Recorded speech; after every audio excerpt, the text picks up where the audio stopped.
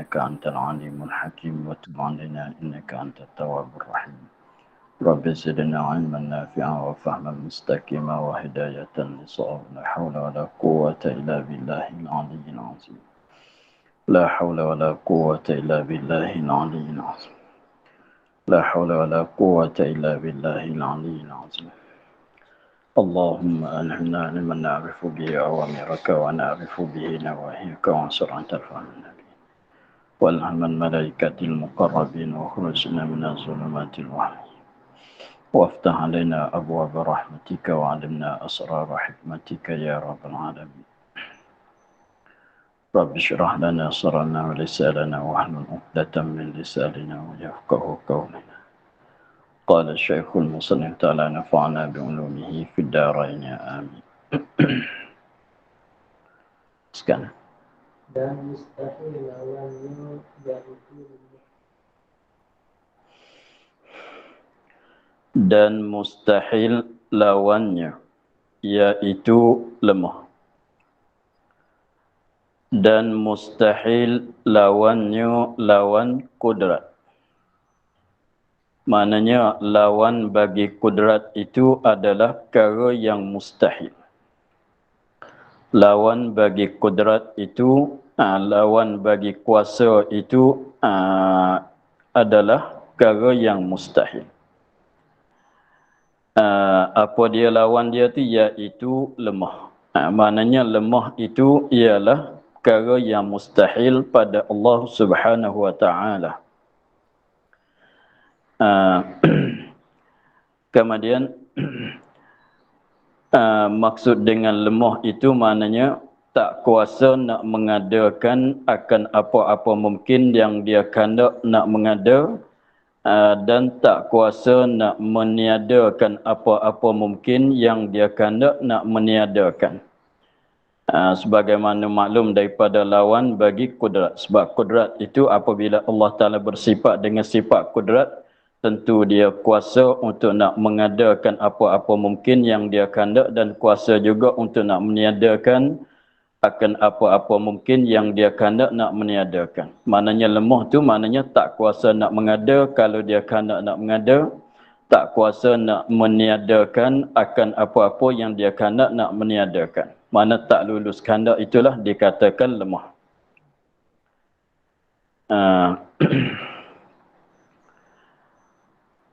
Di situ kita masuk pula pada bahasan dalilnya.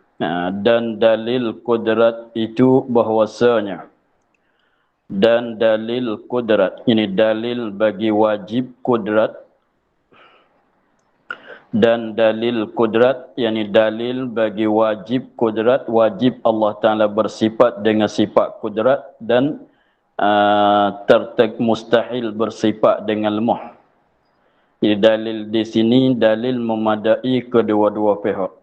Satunya memadai untuk dalil untuk menunjuk dalil yang menunjuk di atas wajib bersifat Allah Ta'ala dengan sifat kudrat, dan dalil yang menunjuk di atas mustahil bersifat Allah Ta'ala dengan lawannya, lawan kudrat yang ialah lemah.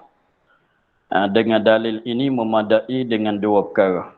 Dalil di atas wajib kudrat, dalil di atas mustahil lawannya. Dan dalil kudrat itu bahwasanya jikalau ada ia lemah, nescaya tiada didapatkan suatu daripada makhluk ini. Dalilnya dalil akli, tentu kita guna akal kita untuk memikir. Adapun dalil nakli itu wa huwa ala kulli syai'in qadir, itu dah maklum. Itu sebagai dalil nakli yang disebut di dalam Quran ialah wa huwa ala kulli syai'in qadir. Adapun di sini ialah dalil akli, dalil yang kita kira dengan akal untuk nak menetapkan wajib kudrat bagi Allah, untuk nak menolakkan lemah daripada Allah Ta'ala. Dalilnya bahwasanya dia kata bahwasanya jikalau ada ia lemah,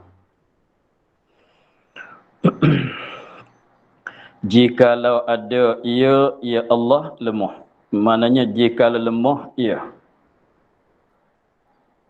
Jikalau ada ya Allah, lemah mana jikalau lemah ya Allah. Di sini ada tu bukan ada lawan tiada. Ni ada ni maknanya ada yang sama dengan makna keadaan.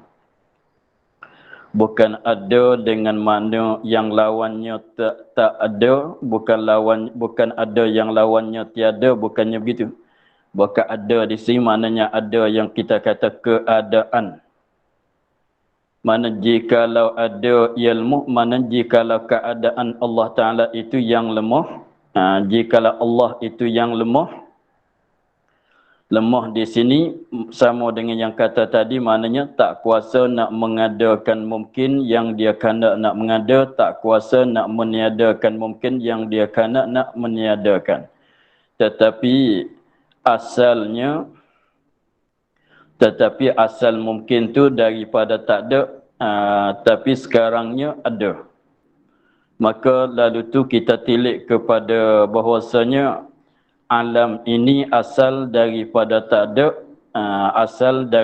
ada, tetapi adanya sekarang. Tetapi alam ini sekarang dah ada berbagai-bagai alam. Maka di situlah menunjuk katanya Allah Ta'ala itu kuasa untuk nak mengadakan.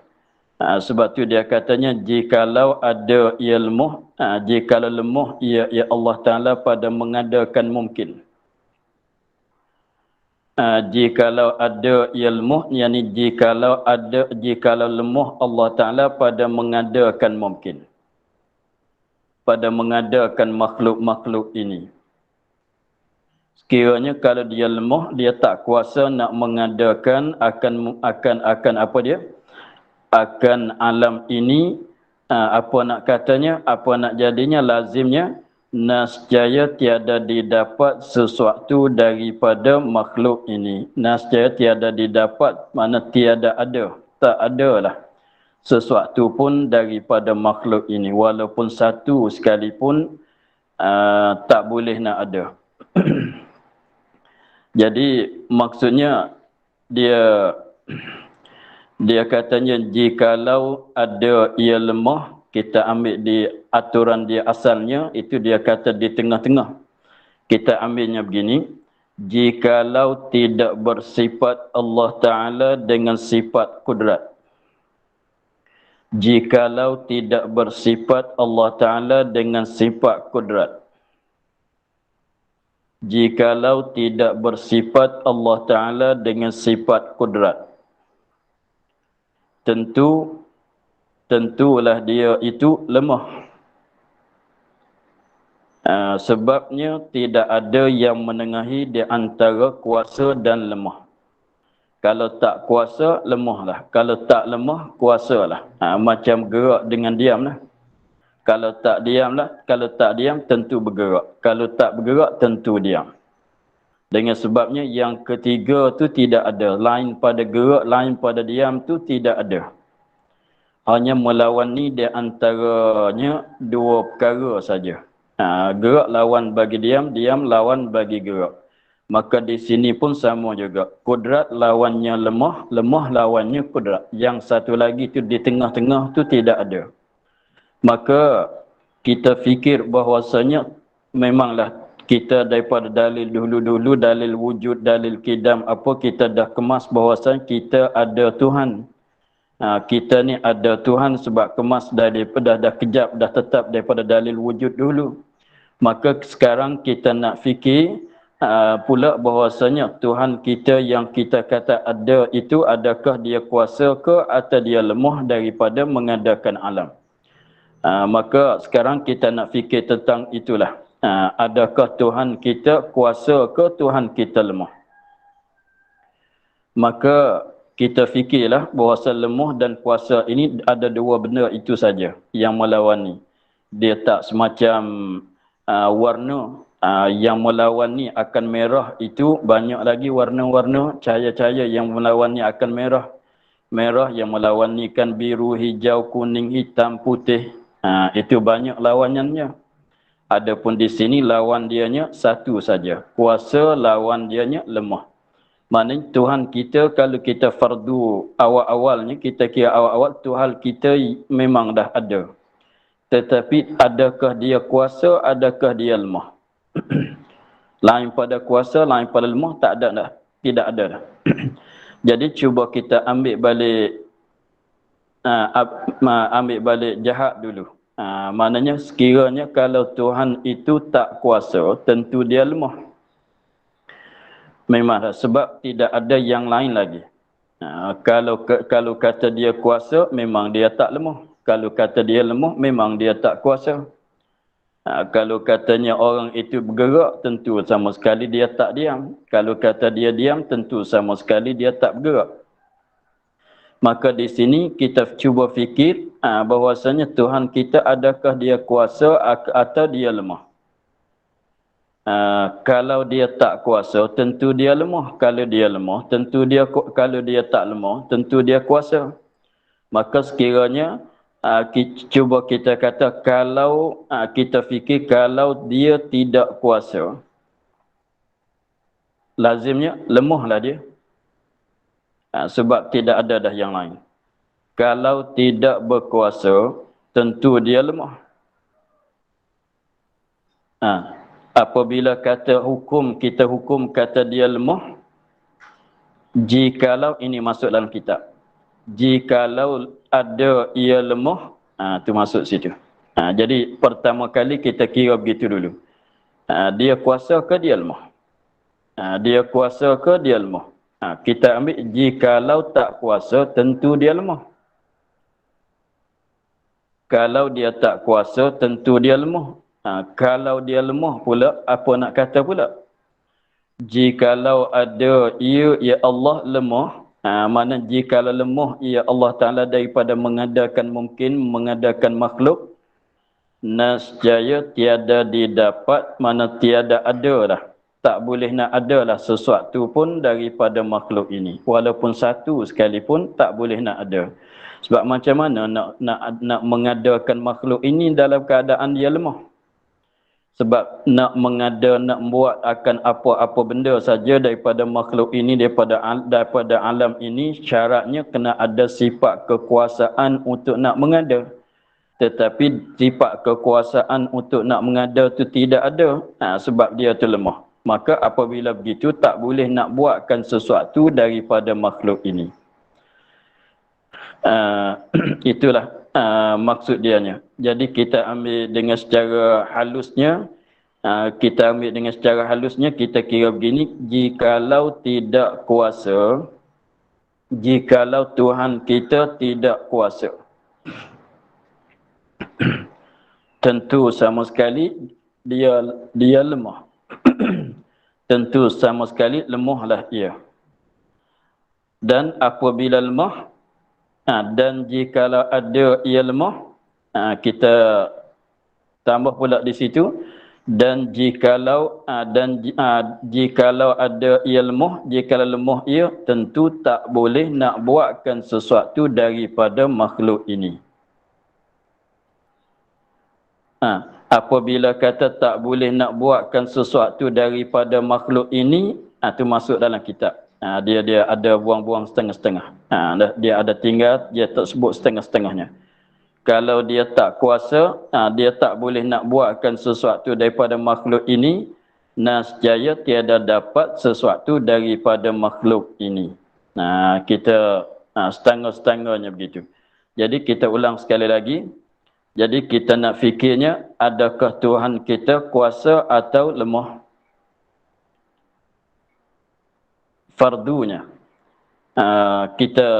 Fardunya sekarangnya kita belum tahu kata Tuhan kita adakah dia kuasa, adakah dia lemah. Fardunya kita belum tahu lagi, belum kita yakin lagi.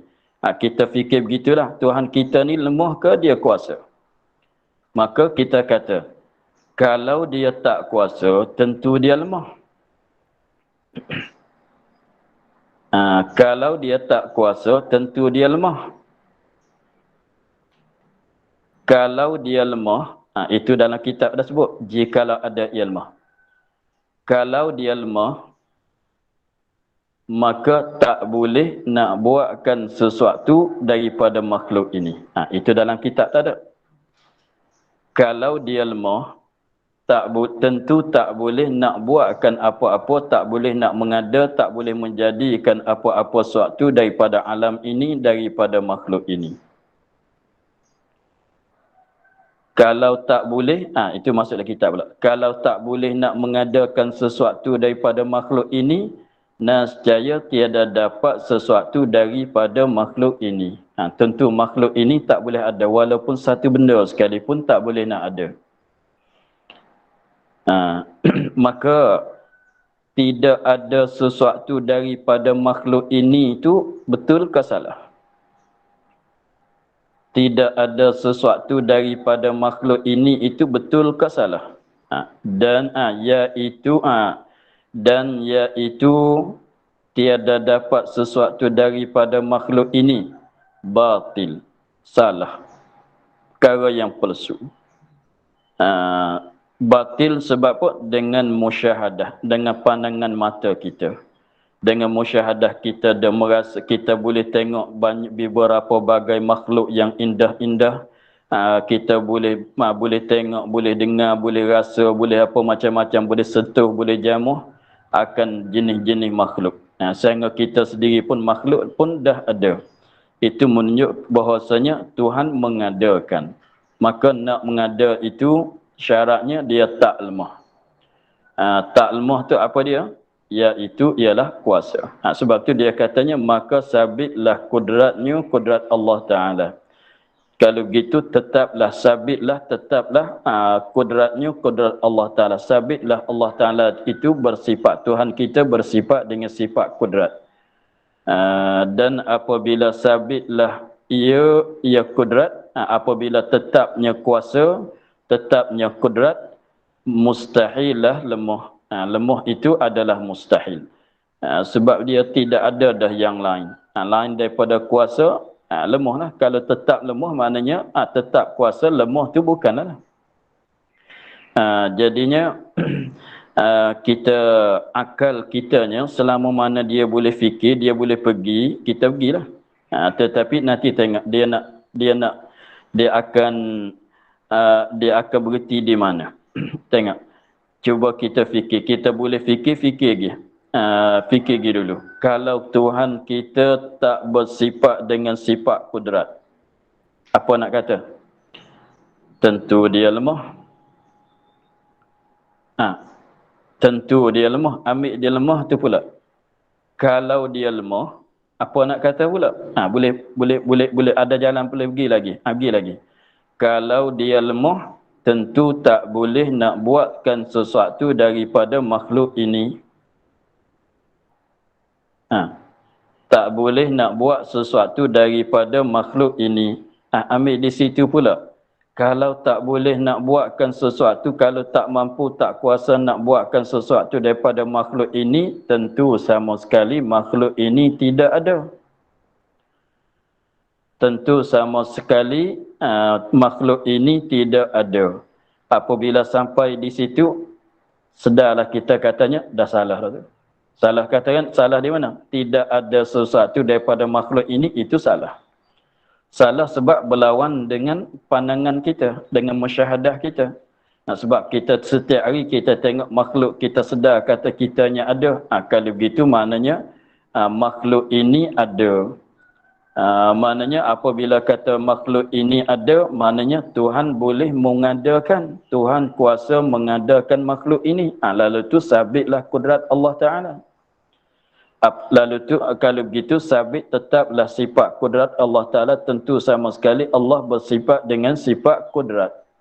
Apabila bersifat dengan kudrat, lemah tak boleh nak bersifat adalah sebab lemah dan kudrat itu adalah berdua benda yang berlawanan. Nak ada kedua-dua pada suatu benda seperti nak ada gerak dan diam pada suatu benda itu tak boleh. Kalau kata tetap kudrat, lemah bukanlah. Maka cukup di situlah dalil bagi sifat kudrat. Itulah kita kira setangga-setangganya. Kalau Tuhan tak kuasa, tentu dia lemah. Itu setangga. pula ambil dia lemah tu pula. Kalau dia lemah, tentu tak boleh nak buatkan sesuatu daripada makhluk ini. Ambil di situ pula. Kalau tak kuasa nak buatkan sesuatu daripada makhluk ini, tentu tidak ada makhluk ini. Tidak ada makhluk ini memanglah salah. Sebab berlawanan dengan musyahadah mata kepala kita, mata kepala kita dan telinga dan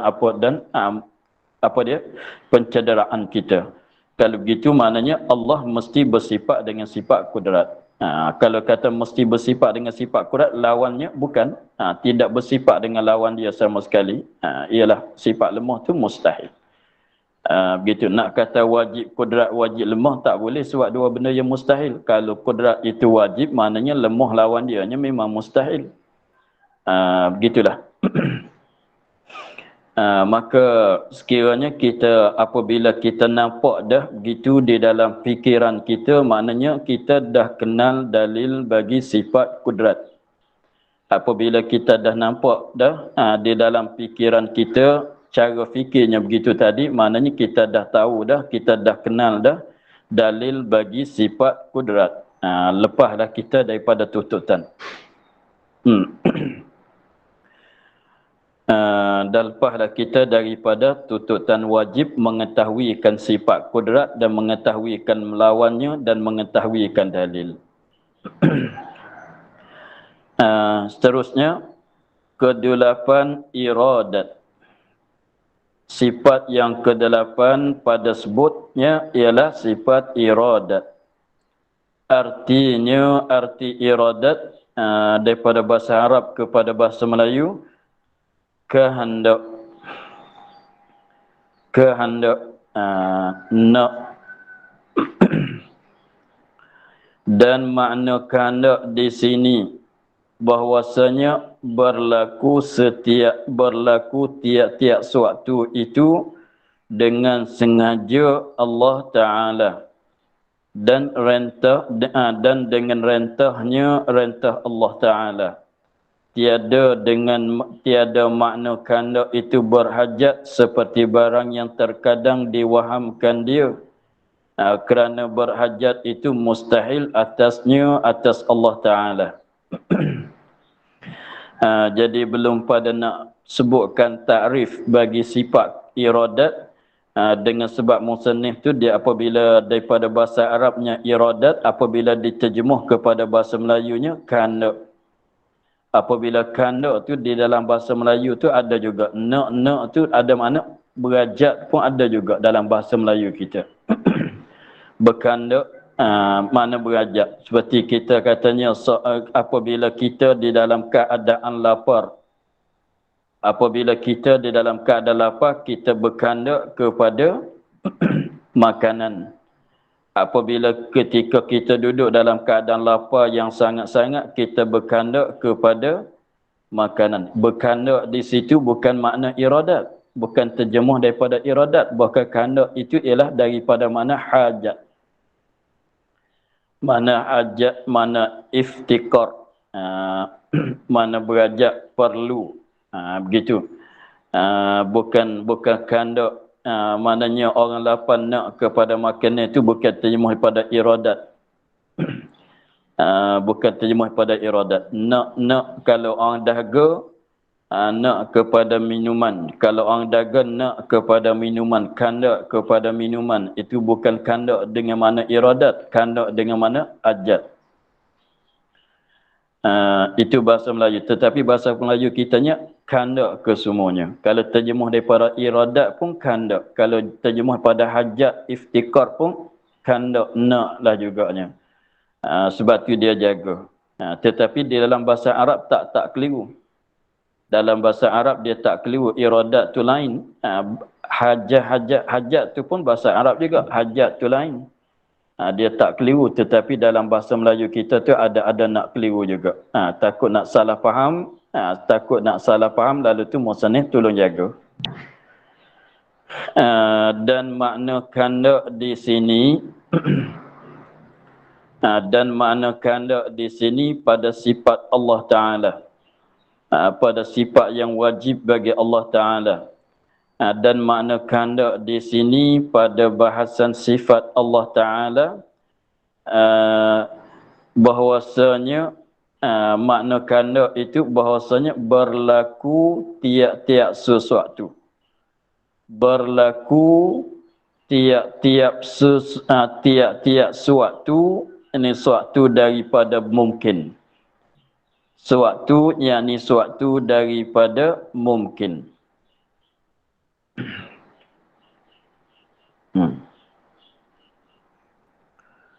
Berlaku maknanya berlaku tu maknanya berubah.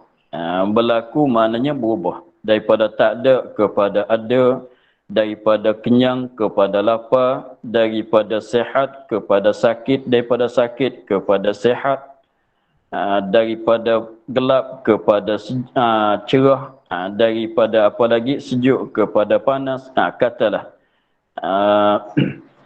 berlaku benda yang berlaku daripada makhluk ini. Bahasanya berlaku tiap-tiap sesuatu. Tiap-tiap suatu. Berlaku itu berlaku dengan sengaja Allah. Dengan sengaja Allah, yakni dengan ketentuan Allah, dengan menentu oleh Allah. Dengan sengaja Allah, mana dengan menentu oleh Allah. Kalau kita katanya, kalau sekarangnya cerah masalah, tak berapa lama akan jadi gelap. Maka berlaku jadi gelap itu dengan sengaja Allah, dengan kehendak Allah, dengan buat Allah. Itu maksud dengan katanya kehendak. Jadi Allah nak bagi jadi begitu. Lalu tu dia buat begitu. Itu maknanya. Berlaku tiap-tiap suatu dengan kehendak Allah. Dengan sengaja Allah Ta'ala. Maknanya dengan perbuatan dia lah.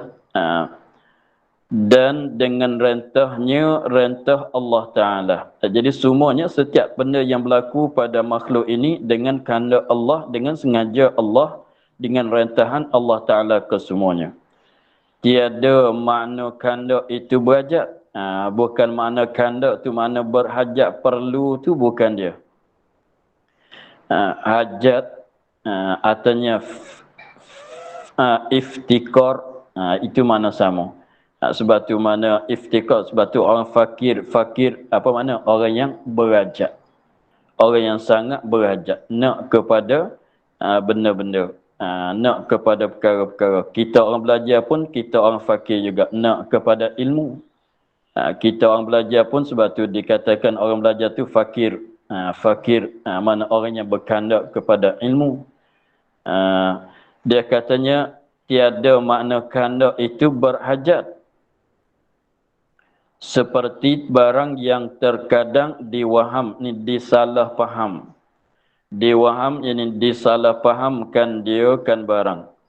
Barangkali boleh jadi juga apabila terjemah iradat, yakni kehendak. Setengah-setengah orang tu nak faham kata berhajat. Bukan dia begitu. Setengah-setengah orang tu sepitah lalunya memang nak pergi kepada makna berhajat. Sebab kata Allah bersifat dengan iradat. Bahasa Melayu iradat tu kehendak, berhajat, bukan dia berhajat.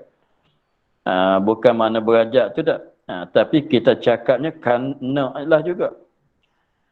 Kerana apa boleh katanya bukan makna berhajat? Kerana berhajat itu mustahil atasnya Allah Ta'ala. Sebab berhajat itu mustahil pada Allah Ta'ala. Sebab Allah wajib bersifat dengan istighna. Istighna tu lawan bagi berhajat. Sebab Allah wajib bersifat dengan sifat istighna. Nak berhajat tu mustahil lah.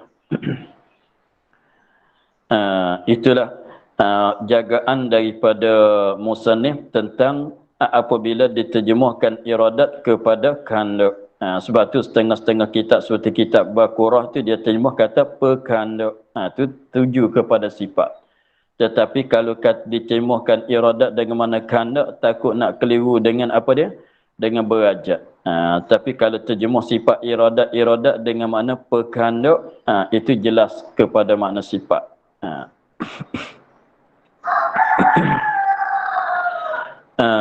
dan iaitu sifat yang wujudiyah lagi sedia yang berdiri pada zat Allah Ta'ala yang menentu ia akan mungkin dengan setengah barang yang harus atasnya. Atasnya, atas mungkin. Ini ta'rif bagi sifat iradat. Iradat tu yang kita duk kata iradat Allah, iradat tu apa dia? Iradat itu ialah iaitu sifat. Mana satu jenis sifat. Iradat itu ialah iaitu sifat. Mana ialah satu jenis sifat. Satu jenis sifat. Itu maksud kata iaitu sifat, yakni satu jenis sifat. Satu bahasa sifat. Satu jenis sifat. Apabila kata sifat bukanlah zat. Satu jenis sifat yang wujudiyah, yang ada. Yang yang wujudiyah yang ada. Diri dia tu ada. Diri sifat tu bukan tubuh dia. Diri sifat benda yang kita panggil kata iradat tu, diri dia tu ada, yang ada pada luar fikiran.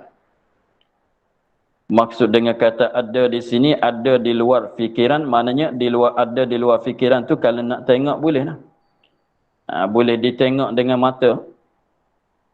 Sekiranya kalau Allah Ta'ala nak bagi nampak, boleh kita nampak. Kalau Allah Ta'ala nak bagi kita lihat, boleh kita lihat. Sekiranya kalau Allah Ta'ala buka hijab, boleh kita nak tengok sifat wujud. Sifat apa dia? Sifat iradat dia. Itu maknanya ada. Yang wujudiyah. Sebut kata sifat yang wujudiyah, keluarlah sifat sifat ma'ani. Keluarlah sifat nafsiyah. Keluarlah sifat salbiyah. Keluarlah sifat ma'nawiyah. Sebab semua-semua tu bukan sifat yang ada pada kharij. Wujud bukan ada pada kharij. Hanya ada di dalam fikiran saja.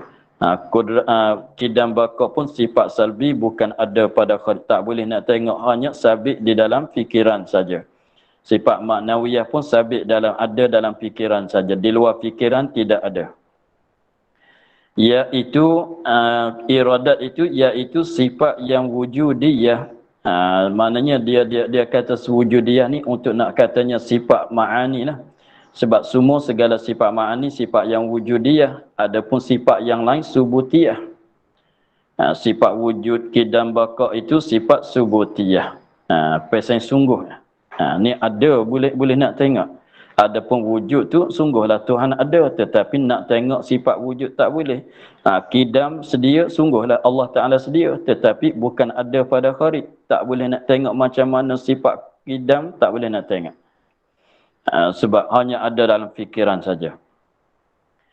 Sifat yang wujudiyah, satu jenis sifat yang ada lagi sedia.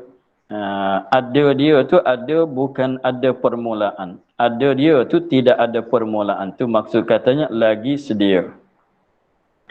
Memanglah kena sedia lah sebab sifat bagi Allah Ta'ala.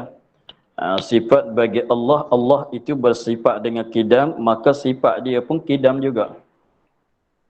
Kalau tidaknya mustahil pula. Kalau katanya sifat baru, Allah yang mempunyai sifat itu yang qadim, tapi sifatnya baru, sama tara nak ada sifat tu, lemahlah dia pulaknya. Apa dia? Tak berkandaklah dia pulaknya.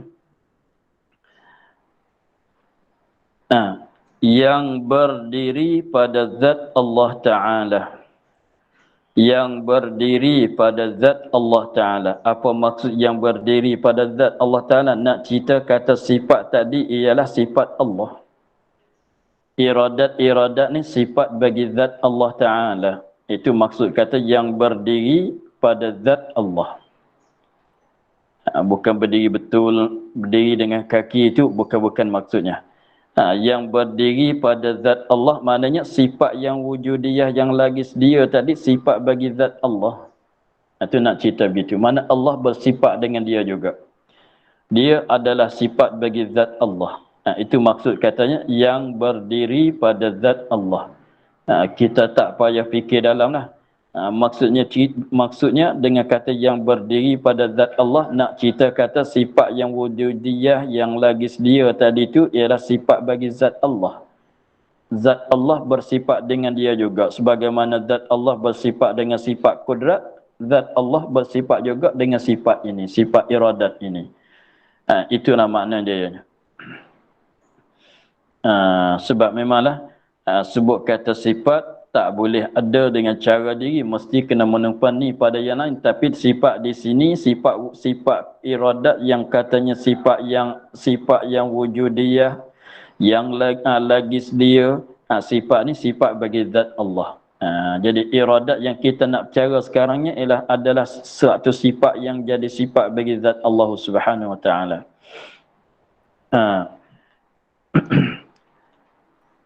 Yang menentu ia akan mungkin. Yang menentu ia ia sifat. Yang menentu ia sifat. Akan mungkin. Maka dia ada tulis di tepinya. Ada tulis rakam 1, lepas tu keluar di tepi. Dia kata kaulu menentu ia, artinya menentu oleh sifat iradat itu. Dan isnad menentu kepada iradat itu majaz akli, daripada isnadkan suatu kepada sebabnya. Kerana bahawasanya yang menentu pada hakikatnya itu zat Allah Ta'ala dengan iradat. Itu maksudnya. Tapi sekarang kita kata menentu oleh iradat, padahal sebenarnya bukan iradat yang menentu. Bahkan apa dia? Zat Allah lah yang menentu, tetapi dengan sebab ada sifat kudrat. Seperti kita katanya, tengok kita makan dengan tangan. Kita tak cakap yang sebenarnya makan, kita lah makan, tapi yang suap nasi masuk ke mulut tu tangan. Yang suap nasi masuk ke mulut tu siapa dia? Bukan diri kita, bukan tangan kita. Tapi apabila kita bercakap, kita lah yang makan, saya lah yang makan. Begitu. Apabila suap masuk ke mulut, kita cakapnya, saya lah yang musuap. Yang sebenarnya kita musuap nasi masuk ke mulut. Tetapi apabila kita cakap, yang musuap nasi masuk ke mulut tu siapa? Tangan. Tapi yang sebenarnya kita lah. Itu tangan tu bukan sifat, adalah anggota. Tapi nak bandingkan. Maknanya menentu ia sifat tadi, sifat iradat tadi, mana menentu oleh Allah dengan sifat iradat tadi akan mungkin. Menentu dengan setengah lawan bagi kesemua. Dengan setengah mana bukan kesemua. Menentu ia akan mungkin dengan setengah, yang ini bukan semua lah, dengan setengah. Ambil satu, tinggal satu. Ambil satu, tinggal satu. Dengan setengah, barang yang harus atas mungkin. Menentu oleh Allah Ta'ala dengan sifat iradat ini akan mungkin. Akan perkara yang mungkin, kita maklum mungkin itu ialah perkara yang boleh ada, boleh tiada. Harus ada, harus tiada.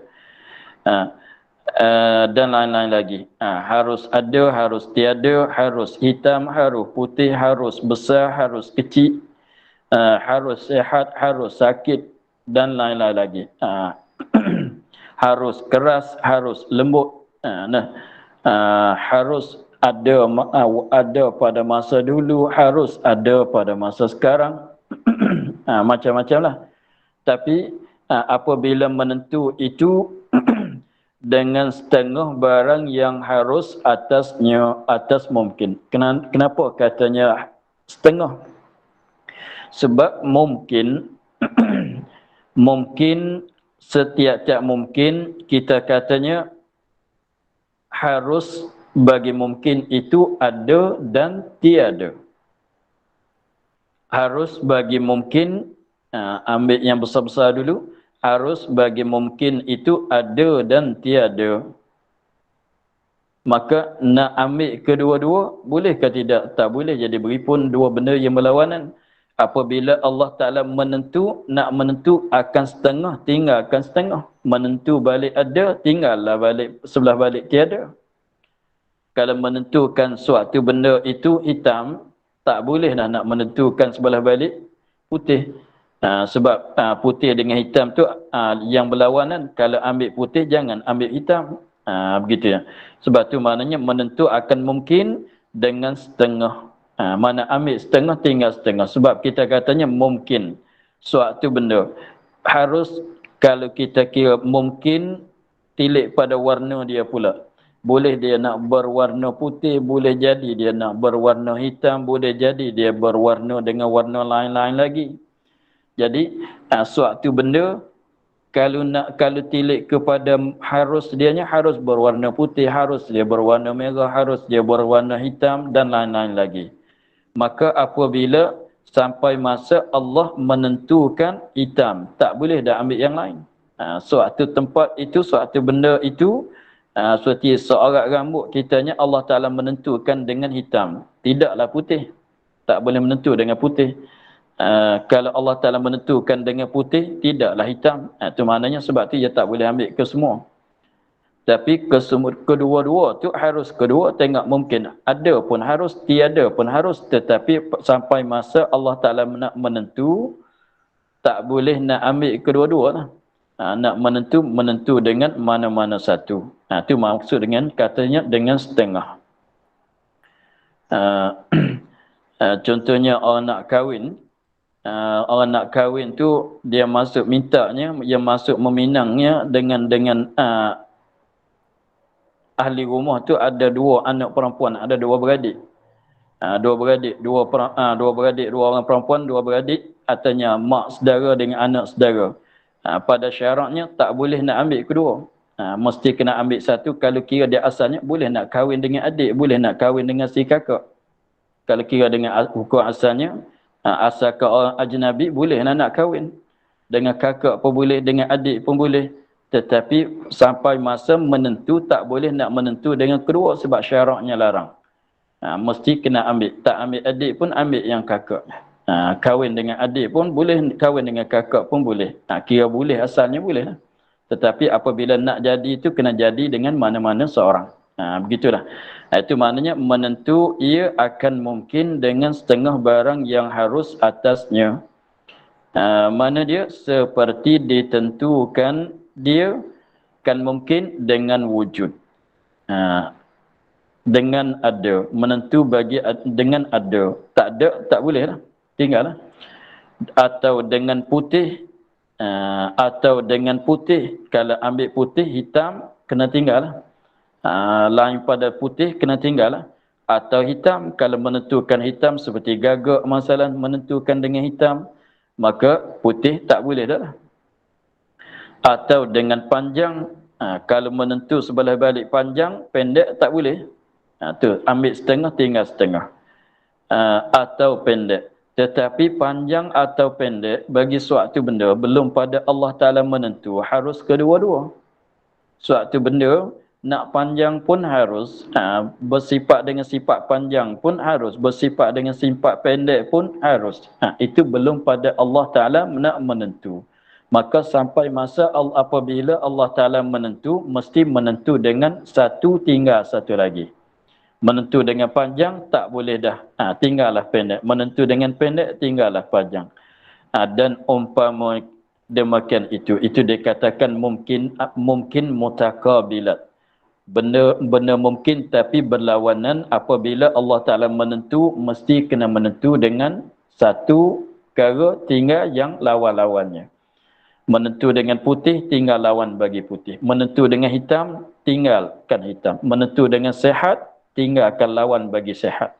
Menentukan dengan panjang, tinggalkan lawan bagi panjang. Menentukan dengan bergerak, tinggalkan lawan bagi bergerak. Ini menentu ia akan mungkin dengan setengah itu tentang ta'alluq, kena kepada ta'alluq bagi sifat iradat Allah Subhanahu wa ta'ala. itu akan lagi dibicarakan. Tetapi di dalam tarif bagi sifat iradat, dia ada isyarat kesemuanya, isyarat kepada ta'alluq iradat yang lagi akan datang sebut. Sebab menentu itu kalau balik kalau daripada bahasa Arab tu taksis, maka kita maklum bahawasanya ta'alluq iradat itu ialah ta'alluq taksis, menentukan mungkin dengan setengah daripada benda yang mungkin, yang harus di atas mungkin itu. Jadi itulah tarif bagi sifat iradat. Kita ingat bahawasanya sifat iradat itu kita kenal sekadar itu ialah kita kenalkan sifat iradat Allah Ta'ala itu sekadar itu saja. Kenal katanya iradat ni satu jenis sifat. Iradat ni ialah satu jenis sifat yang ada pada dirinya. Ada itu ada pada kharij. Sekiranya kalau Allah Ta'ala buka hijab, kita boleh tengok. Sifat iradat ni ialah sifat yang sedia.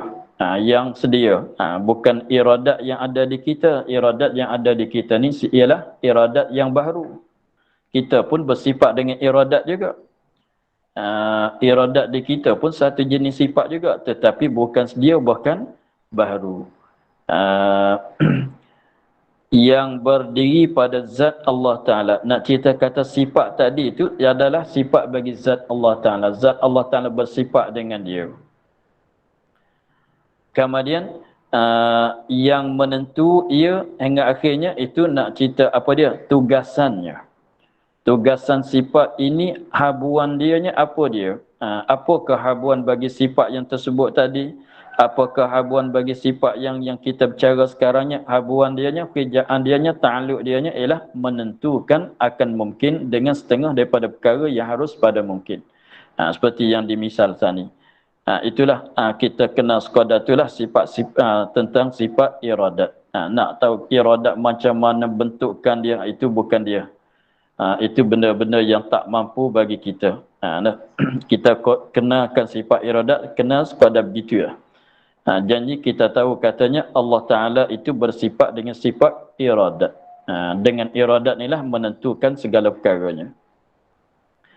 Maka nampaknya kita akhir di situ dulu. InsyaAllah kita akan sambung lagi daripada katanya dan ta'alluq iradat itu dengan tiap-tiap mungkin seperti kudrat. Tetapi ta'alluq kudrat itu ta'alluq mengadakan. Wallahu a'lam walhamdulillahi rabbil alamin. A'udzubillahi minasyaitonir rajim. Bismillahirrahmanirrahim. Alhamdulillahirabbil alamin wassalatu wassalamu ala asyrafil anbiya.